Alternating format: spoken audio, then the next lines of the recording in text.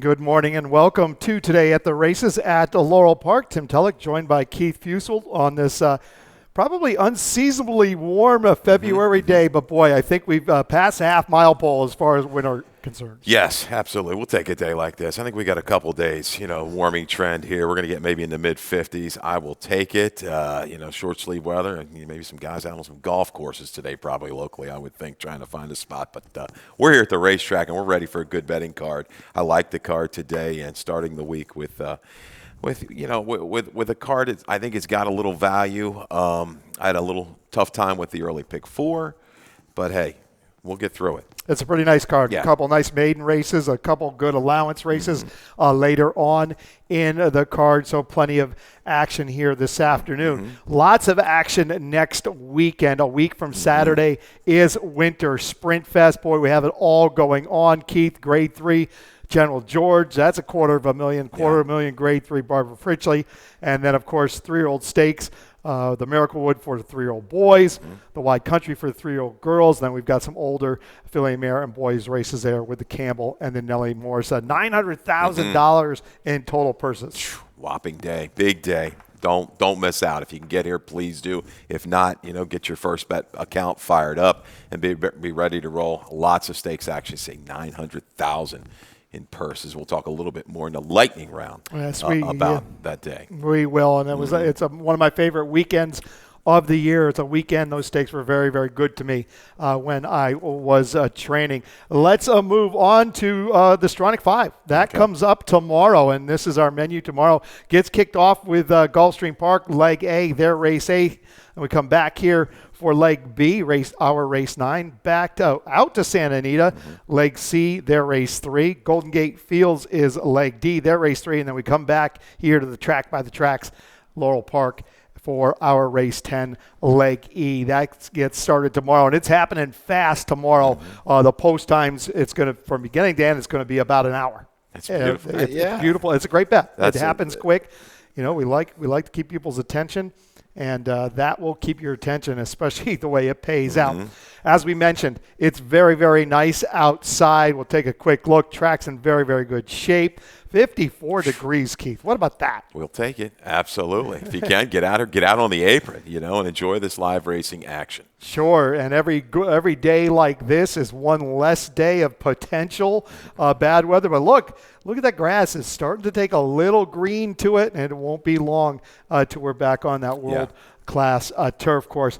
Before we get started with our races today, a quick shout-out to our friend and colleague, Naomi Tucker. As you see, she's not here. You're stuck with us as she's out in California to accept her Eclipse Award for her work on a production called Magical Moments, which was a media piece covering the rich history of the Breeders' Cup. So congratulations to Naomi Tucker. I'm sure she's having a good time out there, and she'll be back on Saturday if she doesn't miss her flight or just decides stays. to just stays.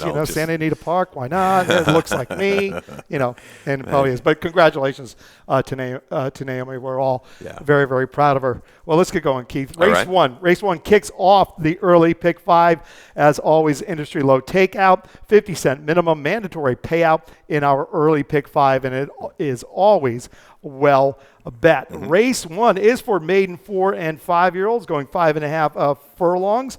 And we're going to start with our top pick in here, and this is the 4, Bourbon on the Bay. Carlos Lopez gets the call for Jackie Savoy.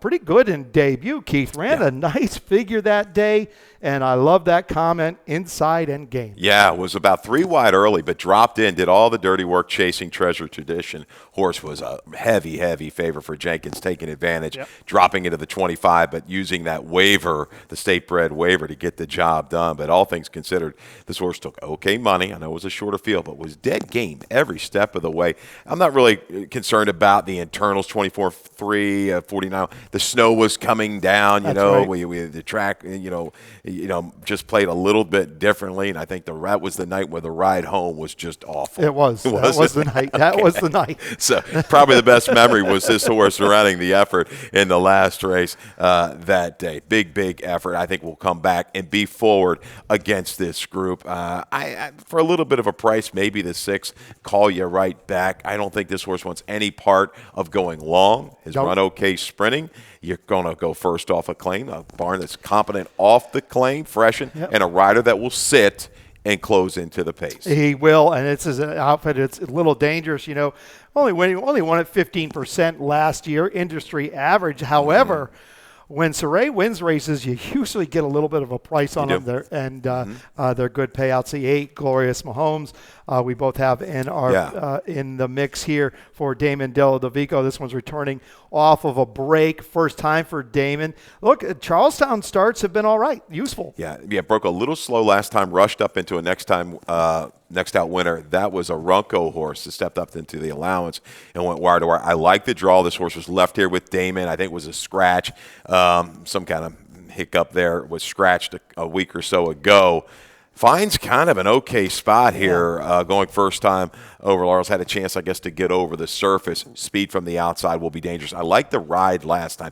Didn't really kind of ask too much late when he knew, the rider knew he wasn't going to beat that winner. So left a little bit in the tank for this effort. And that winner would come back and win again out there at Charlestown. Race 2 kicks off the early pick 4. And as most of the times, Keith, you did an early pick 4 ticket. You said you struggled with it a little bit, but let's see how you play it. Again, had to whittle it down to a single in the 5th. So, stay with us. We're going to catch one of these. So we're 4 deep, 1, 3, 5, 7, 1, 3, 5, 6 in races 2 and 3 to get you started.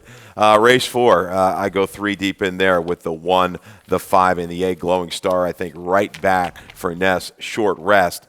Just a gimme last time. I think at the 3/4 going to step out to a mile on the 16th this afternoon. Single. In Jerry Robb we trust, right? If there any trainer in the country that's going as good as him, please step up.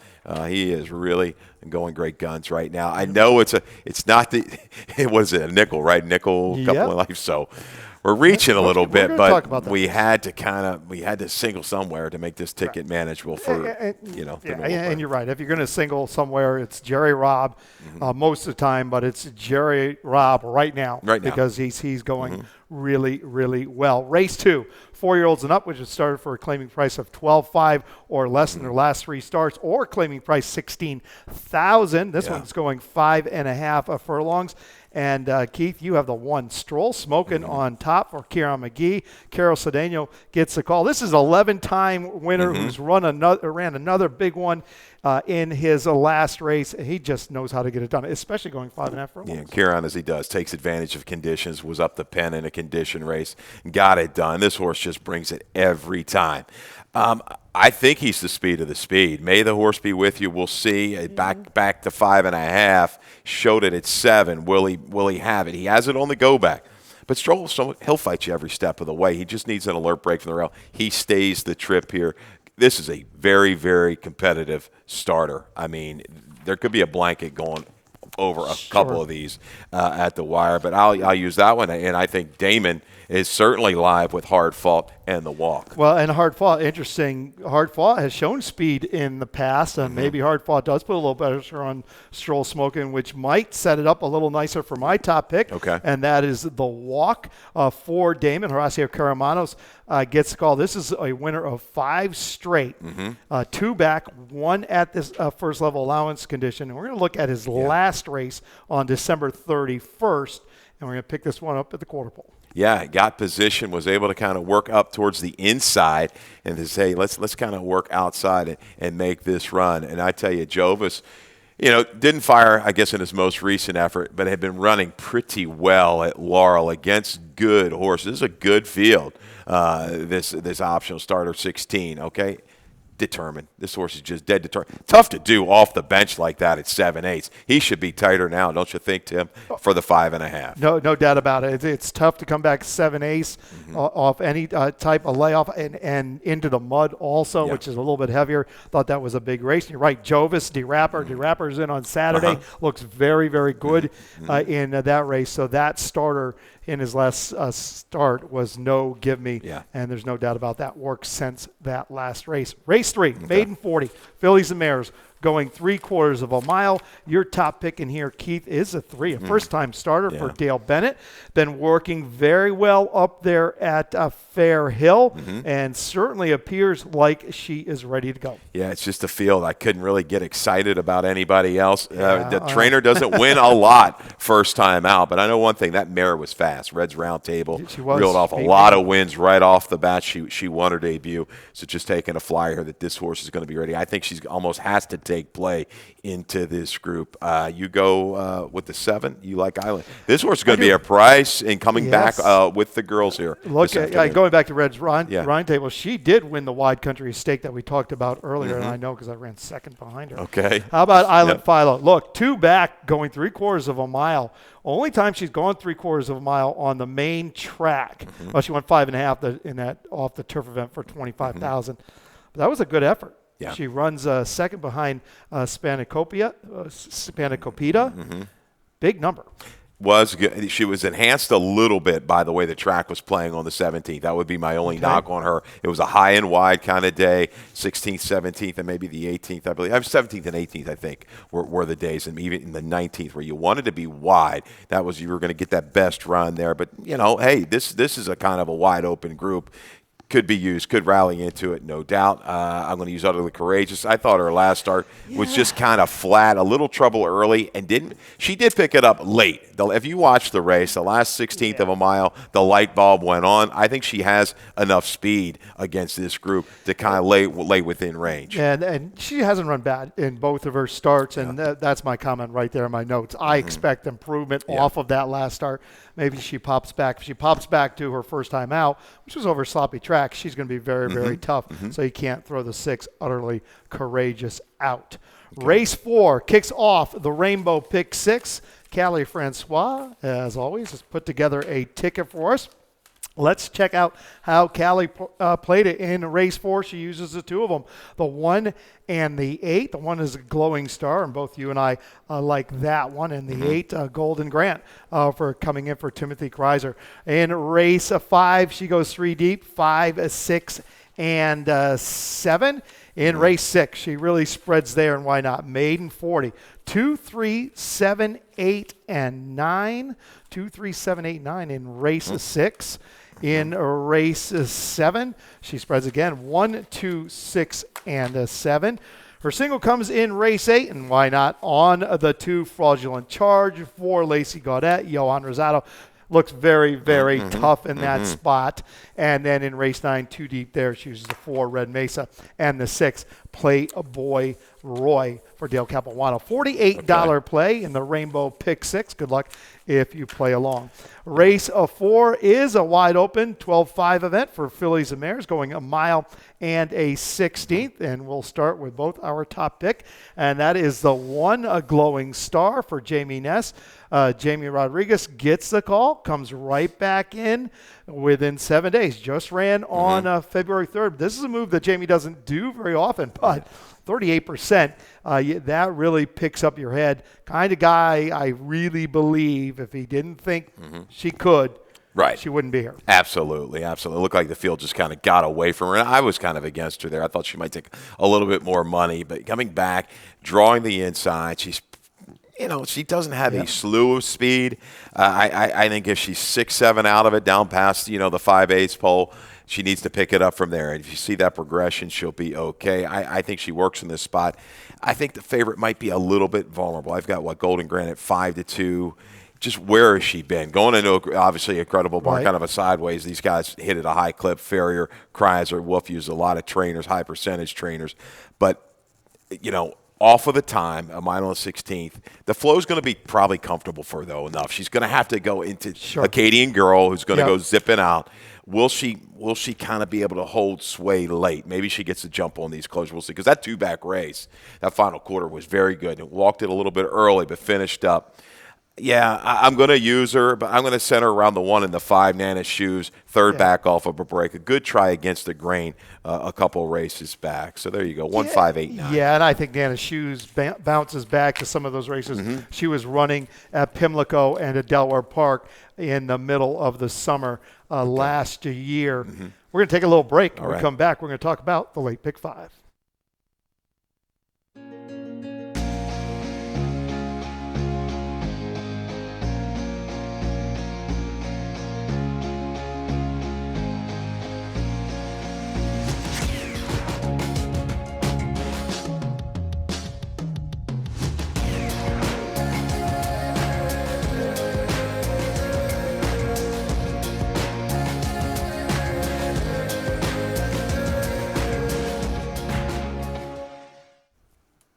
Welcome back. Race 5 kicks off the late pick 5 this afternoon. This is a 9-3 lifetime. $5,000 is the claiming price, going 3/4 of a mile. We're going to start with your top pick, the 5, Little Bold Bandit, and the 7, Bartolino, who I think we both have in the mix. We're going to look at their race. This race is from January 2nd over a sloppy track here at Laurel Park. Yeah, Bartolino on the turn back, showed good speed that day. Comes off the rail, gives a Little Bold Bandit that inviting path and a spot that you like to be on January 2nd. The inside was good on that off track, but Bartolino game kind of repels the challenge there and goes clear. He kind of tailed off of that number. There might be a little bit of speed to kind of keep him company. I expected a little more last time, didn't get it, but the barn's been pretty good over the last couple of months as Bartolino. But Little Bold Bandit comes back now off of a top, comes back, returns as a gelding, first time gelding for a barn that's over 40% or right around 40%. So, yeah, I thought the stamina last time, that was his best effort. I think he can match it up, and we'll see. Yeah, I tossed him. Okay. I tell you, look, and Jerry Rod's very brave in tossing him. The question I have is how much did the slop move him up? And when I look at his form, I think the slop moved him up a lot. His best races have been on the grass or that race there on the slop. You're right. He comes back as a first-time gelding. He comes back for a barn that's red hot. When I look at Bartolino, I can find races on a fast racetrack where he ran very, very well with good figures behind some nice horses, Zen Pi, Alpha Cairo. Magic Mule, Visual Artist. And with all that said, I have the 3, Bourbon and Ice on top. This one's getting a $5,000 level. Well, getting back to a sprint where he's run some good races. You go back to last summer, with good races with some good figures against tougher. Yeah. And again, look, he's run into some tough horses, the same type, Algebraic, Zen Pi, Visual Artist, Tyreek. I just think this may work for him, and he ran a pretty good race in his last start going a mile at this level. Yeah, looking back, the sprint is the right thing, and his most recent sprints have been against deeper fields, no doubt, more talent, and the numbers kind of stack up. So he's a sneaky horse that goes for a barn that's not going to get you that ton of play. It's not going to attract a lot of attention, so you still should get a square price on Bourbon and Ice. I think you'll see maybe 3-4 out of it mid-turn and try to rally into it. I don't think he quite has the speed of like the Wolfman also coming back, blinkers off, returning as a gelding. So the pace to me, Wolfman, Bartolino, and quad 8s off the 4.5 at Charlestown. Sure. See what happens. Will it be contested? I don't know if Little Bold Bandit, looking at the way he was ridden last time, needs to lead. I think he can make a move just off it. And lurking will be Daper Strength, the 1. Sure. For Saray, this one's turning back to 3/4. Won't matter if he gets outrun. Let's talk about the Wolfman real quick. Blinkers come off. He comes back as a first-time gelding, dropping to a lifetime low after 2 really disappointing efforts. This is a horse that we had some hope for last year. I just feel like he's got to get better, right, at this level. Yeah, you hope. You do hope. I mean, he flashed some really, really big talent, and then it just gone away. It's disappeared. I don't know. Maybe this is the last-ditch effort, obviously, to see what we can get out of this guy. I think he will have a little bit of company. And I thought last time, looking at how the bandboxes handled the off-track, it would have picked his head up a little bit. I expected just even a little bit more in that race, and we didn't get it. So, but it was going 7/8 of a mile. Yeah, but he should have, with his speed, he should have been up. He should have been up closer. Fair enough. We'll see. We'll see. Yep. It's going to be interesting to see how race 5 plays out. That kicks off the late pick 5. Race 6 is a maiden 40 for fillies, 3-year-old fillies, going 3/4 of a mile. And Keith, you have the 3, so do I. Crosstown Girl on top. This race has some scratches in it. Take out the 1, the 4, the 5, and the 9. But the best horses in the race stay in the race, as I see it anyway. And we think the best horse in the race is the 3, Crosstown Girl. We're going to take a look at her race from December 19th right here at Laurel Park. Yeah, December the 19th, found herself pretty far back early on. Off the pace, has to be about 3 wide. And settles okay, works that you're going to see between horses, and makes a good run, gobbling up ground late. is in front of Joe Mike Jim, a comeback winner. Next time out, muddy surface, had some issues early, just never, put it together in a fade. I think this horse turning back a furlong, getting a fast track. Now we got a shorter field, shouldn't have to worry about too much trouble. I think she rates off of it and makes this kind of run coming back at 6 furlongs. First off the claim is the key for Claudio Gonzalez. We have a stat rolling right into that. Here you go. Claudio, last 3 years on the dirt, he's 38% with 3-year-old maiden claimers, first off the claim with an ROI of 229. I'd say don't leave out Mary Epler's horse in here, Sullivan Street. This horse is on the improve. I think she's gonna be okay here. Doesn't necessarily need to lead. She comes back second time blinkers, first time Lasix. An okay work leading into this. She's a half to Jackson Traveler, a pretty talented runner that we've seen run around here. So, that's a big race, too, it comes out of. That's a triple key race on the 25th of November. So she's going to hold a little value in here, too. The 7 Miss Foxanne, look, she ran very, very well in debut and then threw in that clunker. She came back in her last start with a decent race, gets the blinkers on today for Dale Bennett. This one, if she can run back, especially if she can run back to her debut race, puts her right there. She's with the blinkers going on, which has been a strong angle for Bennett through and through. Yeah, she just got squirrely through the stretch last time. Blinkers on, she's on the engine. I think Mary's horse might set up shop just off of that one, depending on what this firster shows here for Brittany Russell. Stick it to the man. Yeah, Spice Down Philly. You always have to. It's a firster for Brittany, so don't toss the 8. Stick it to the man with Victor Carrasco, who's riding very, very well right now. We move to race number 7. This is the first of our 2 nice allowance races on today's card. This is a first-level allowance race for 3-year-olds going a mile and a 16th. And we're going to start with our top pick. This is the 6, Shady Money for Claudio Gonzalez. Angel Cruz gets the call, stretched out for the first time in his last race, and this is how it looked at the gate and then at the wire. Yeah. Let's watch this. Right out of the gate, that outer post, maybe gives up a length, maybe a touch more. We'll see this again. Just like a little flat-footed. Yeah, just Brooks a little slow, and then has to be used up into contention. You'll see this 4 wide into the first turn. That's hard to do. This was first time Lasix, though.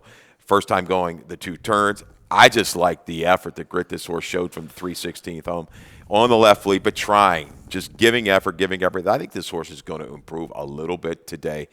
Just, it doesn't even really have to improve too much to get it done, but should be even in better position once they leave the first turn into the backstretch to set up shop. And speaking of left lead, who was on the left lead all the way through the stretch who we think might be a pretty nice horse is Joe. Yep. So he runs behind Joe, beats Mr. Mox that afternoon. This will be second time going long. You just have to think he moves forward off that race. The 2 is a script for Graham Emotion. Victor Carrasco gets the call. This one's stretching for the first time for Graham. Comes off a good effort in that Parks Juvenile. Yeah, this horse, is this the race where he's just going to kind of pop, show it, make the improvement. First time Lasix could move up off of that, no doubt. Workout's positive. I think a mile 16th works. Algorithms, a stallion, 16% with the dirt routers. Run against the right kind. The debut was eye-catching. That run that he made had to deal with some issues mid-stretch and just came flying. Al loves Josie. We've seen that one horse run off in like a run of high 70 most recently for 40,000. He is going to be able to get within range. I think he's going to be fine here. Make some progression into it. The distance should not be a problem, as you mentioned, and that very well. We're trying to beat him here. If he pops, he could be there. He's never run a bad race. No, he hasn't. We know he's going to go long. I went against him as you did, but I wouldn't be surprised. No, I struggle with the line here. It'll be interesting when it all settles who is the favorite in here. Script, his numbers aren't glaring.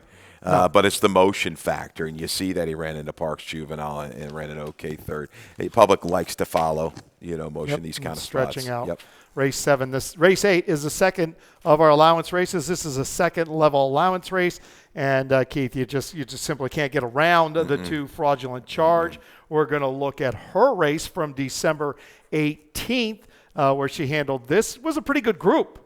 Yeah. This wasn't a bad group, and she handled them pretty easily. Absolutely, she did, and she encountered a little bit of difficulty there early out of the gate. You saw got put in a little tight. Yep. The 8 drifted out. It looked like Rosales was going to be okay, and then all of a sudden, whoop, the 8 had to come out and put her in a little bit of a predicament. Makes a good acceleration up in between horses, and and doing it easy. Yeah, her ears are pricked, and she's just cruising. She's like, okay, kids, here I come. This filly's a runner. She really is. She's shown a lot of talent. She's never really run a bad race. You can forgive her against that return try against a horse like Moquist. But yeah, look at this, just cruising up 3 wide, secures command, and see you later. Rest is history. Well, look who she gets beat by. Bella North, come back win a stake. Yep. Princess Kokachin, Moquist, Little Stitches, Street Loose twice. Yep. I mean, she handles this group as far as I can see. As long as she gets away well, I would think.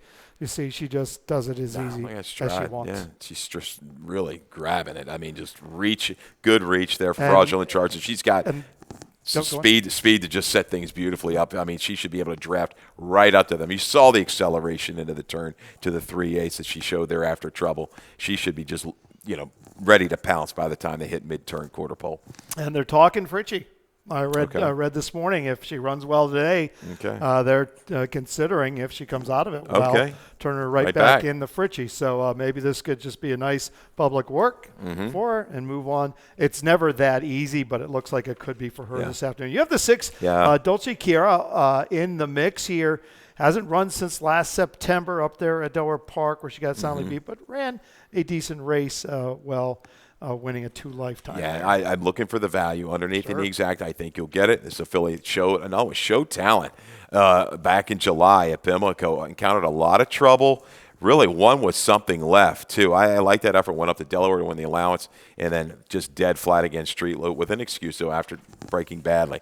Fresh. I always got a soft spot here for horses that can win that first time out. Hope has a name, has a shot at it, trying to get a little bit better, ran behind Fraudulent Charge 2 back. Race 9 is a maiden event, 5.5 furlongs for maiden 3-year-olds, claiming price $16,000.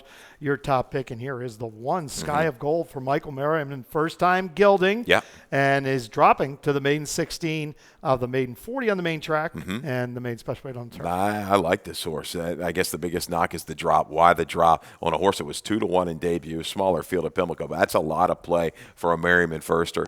Trouble out of the gate, kind of veered in, rushed up, locomotive. You can run with locomotive early. You can run these off your feet. Okay, and I think with a good break, Sky of Gold, this guy's going to be sent and takes him coast to coast. 6, Playboy Roy, short break, first off the claim for Dale Capuano. Decent in debut, ran behind a next out winner. Dale claims it, comes back with steady works. Have not seen him since the last week of October. No, and the move here, Red Mesa, this is not really kind of a sideways move when you really look at it. Off the claim up to 16, but really not facing much difficulty. This horse will be prompting the issue as well. But I'll be interested to see what kind of play the 1 gets. I think when you're just glancing, the public just looks, wow, man, light 21. I think this horse returning with gelding as a gelding Lasix. They want it now. This is the time. And you're absolutely right. I mean, locomotive, quite quick. And if you can hang with them for a little bit, you're doing something. That's going to do it for our card this afternoon. But let's take a few minutes and move on to lightning round.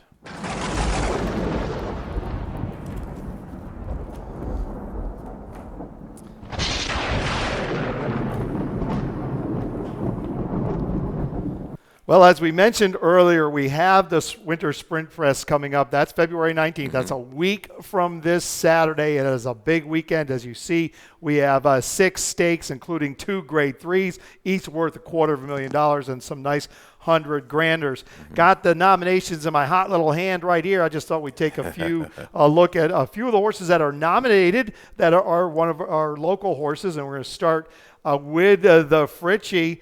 And the question is, can Hibiscus Punch come back and defend her title? Here she is winning the Fritchie last year. Yeah, and she certainly needed her most recent, coming up, caught a really tough group. This was a good effort. She just kind of blossomed, a couple races in a row right here, and then had to go face killers after that. I mean, this was a strong field as it was.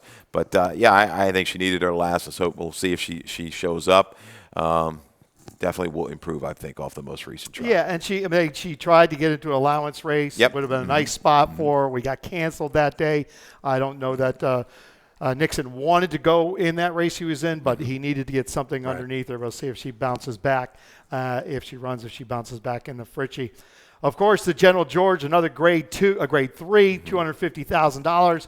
And we're going to be wondering where Craig is, and hopefully it's right here in the General George. This is him winning the Bold Ruler Grade 3 at Belmont Park, 2 starts back. He would come back and win here in a stake in his last. Yeah, and he is in fine fettle, as they like to say. They used to read the News American back in the day with the short comments. I like that.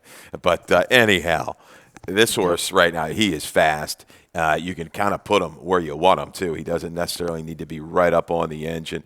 There's talk, there's some chatter that he may go overseas. We'll see. Like to have him right here at Laurel Park. We would. So if you're listening, Britt, we'd like to have him. Yeah. We'd like to see him again here. The Miracle Wood is coming up also. A bunch of horses nominated, including Joe. And this is Joe winning the juvenile championship, and you see him coming here on the outside, would come back and win again. This horse could be a little bit of an up-and-coming star. They're talking Preakness. That's their long-term goal, apparently. We'll see. Yeah, he has to run a little faster. There's no doubt if he's going to go face the heavy heads, but he's a versatile type. He's won at multiple distances. Yeah, I mean, he is definitely, an up-and-comer. Hopefully the progression will continue for Joe.